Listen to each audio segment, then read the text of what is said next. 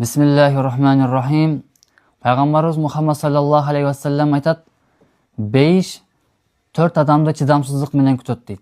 Биринчиси Куран окуган адамдарды. Негизи эле пайгамбарыбыз дагы бир хадисинде айтат: "Хайрукум ман таалламал Кур'ан ва алламаху."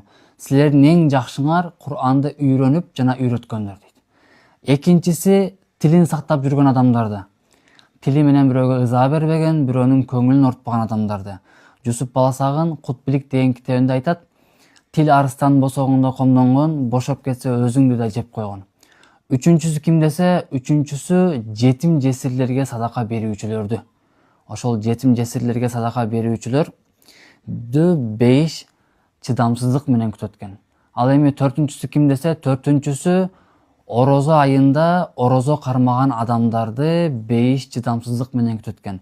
Аллах Таалам бардыгыбызды бейиш чыдамсыздык менен күткөн адамдардын катарына кошкон болсун.